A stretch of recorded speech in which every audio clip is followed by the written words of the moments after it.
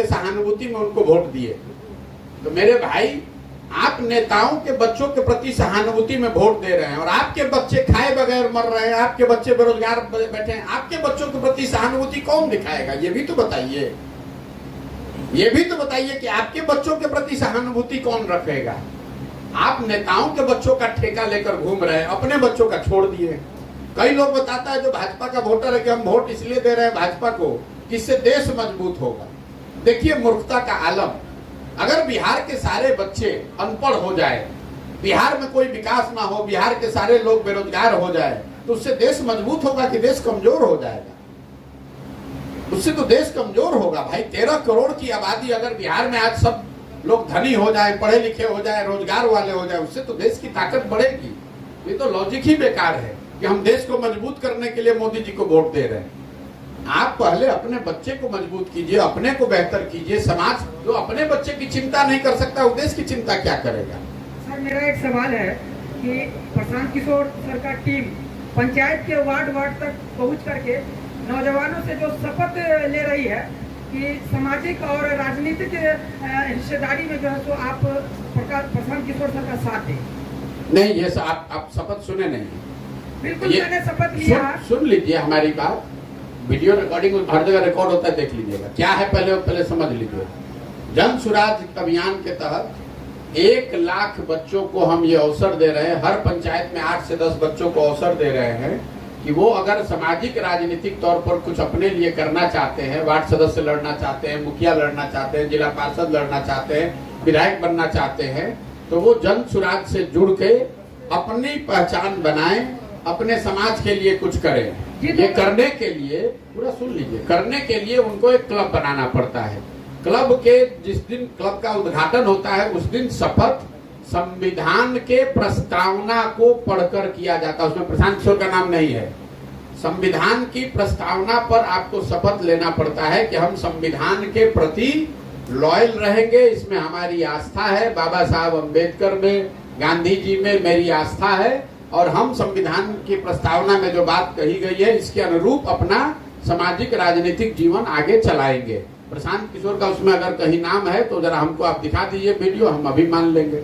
जिस तरीके से बिहार के अंदर जो बड़े बड़े दल है जो करोड़ों रुपया लेकर के टिकट देती है और विधानसभा से बाहर के लोगों को टिकट देकर के भेजती है, कि क्या प्रशांत किशोर की जब पार्टी बनेगी तो क्षेत्रीय लोगों को जो युवा के नाम पे जो वोट लेते हैं या विकास के नाम पे जो है युवाओं को जो ठगने का काम करते हैं, तो क्या प्रशांत किशोर को क्षेत्र के युवाओं को आप इस बात का मैंने जवाब दे दिया।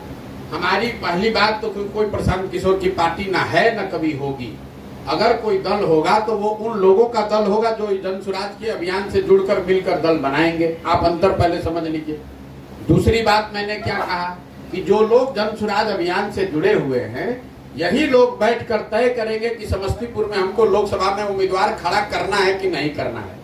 तो अगर समस्तीपुर के लोग बैठ के तय कर रहे हैं कि हमको उम्मीदवार खड़ा करना है कि नहीं करना है, तो दरभंगा का आदमी तो चुन के यहाँ नहीं ला देगा।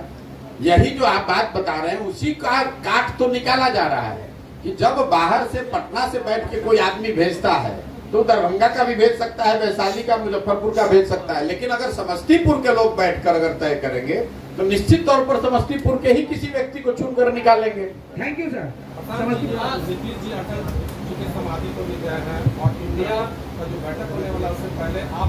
अरे भाई, आप नीतीश कुमार जी के बिहार के बाहर की गतिविधियों को बहुत ज्यादा गंभीरता से ले रहे हैं। उसको ज्यादा गंभीरता से मैं नहीं लेता हूँ। लाइए हम आपको लिख कर दे देते हैं। बंगाल में आपने मेरा ट्वीट देखा होगा, मैंने कहा था कि भाजपा को 100 सीट नहीं आएगा। लाइए आज लिख कर दे देता हूँ, नीतीश कुमार को जदयू का 5 सीट बिहार में नहीं आने वाला है, चाहे जो कर ले। 5 को सीट नहीं आने वाला है। जदयू का कुछ बचा ही नहीं है जमीन पर। आप लोग खुद पत्रकार हैं, आप जरा बताइए कि कौन आदमी आज नीतीश, ना संगठन है, ना छवि है, ना नेता है, कौन जदयू को वोट देगा? भाई दूसरी पार्टियों को चाहे जो भी हो जाए, मैं जानता नहीं, अभी चुनाव बहुत दूर का है, लेकिन जदयू का कोई भविष्य नहीं है। अब वो पार्टी का अब अंतिम काल चल रहा है और इसलिए नहीं कि उस पार्टी में कोई खराबी है। उस पार्टी के नेतृत्वकर्ता नीतीश कुमार ने ही अपने हाथ से उस पार्टी का क्रियाक्रम कर दिया। उनको जरूरत ही नहीं है उस पार्टी की। उनको जरूरत बस इतना है कि हम मुख्यमंत्री बने रहें, और चाहे पार्टी में जो है जो करे ना करे। हम भी तो उस पार्टी में रहे हैं, आज गांव-गांव जा रहे हैं। जदयू में जो जमीनी स्तर का कार्यकर्ता है वो बहुत सही लोग उस पार्टी में हैं। इसलिए सही लोग हैं कि ये वो लोग हैं, जब लालू जी के दौर में कोई राजनीतिक विकल्प बन रहा था तो जदयू यहाँ पर मेजर पार्टी थी, तो बहुत सारे अच्छे लोग समाज के जदयू में जुड़े हुए हैं।